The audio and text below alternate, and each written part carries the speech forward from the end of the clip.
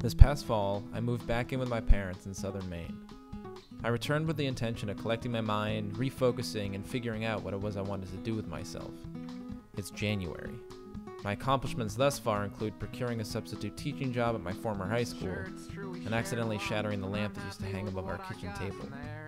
I've entered a markedly dangerous state of regression. Live under my parents' roof, drive their car, eat their food, abide by a kind of unspoken curfew. I play Super Nintendo and sleep in the same bed I had as a 5th grader. I keep telling myself that I'm surprised by this phase of uncertainty, but I shouldn't be. And I never really knew what I wanted to do when I grew up. What I had was a vague or general longing to be famous or recognized, and over time I graduated through a kind of short list of potential celebrity vehicles. Pilot, athlete, musician, and at last, actor. The final one stuck for quite some time, taking 4 years of study to inflate and 2 years of serving people food and picking up dirty napkins in a $25 tuxedo to dispel. In fact, I can't recall many of my childhood plans for the future. At one point, a camp friend and I decided that when the time came, we would room together at Harvard. We were 9. I mean, it made sense at the time. He had family connections, and I had a crimson t-shirt my mom bought me on a trip to Cambridge.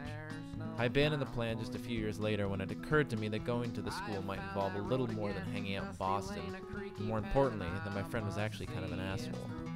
Still, that was about the extent of my future plans.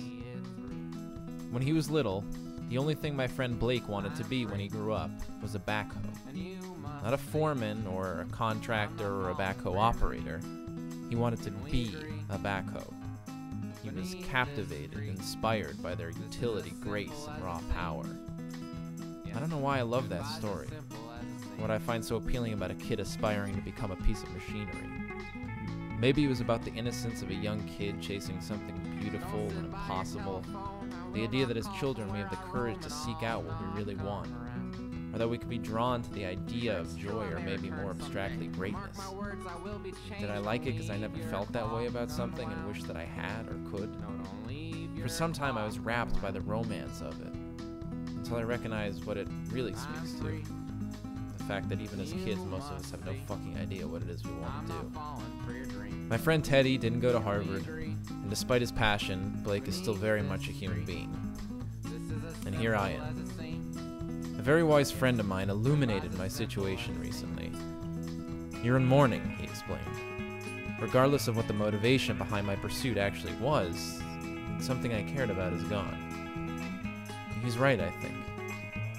So that's me, in between, looking to move somewhere and tethered to the idea that a dream, a purpose, might be resurrected.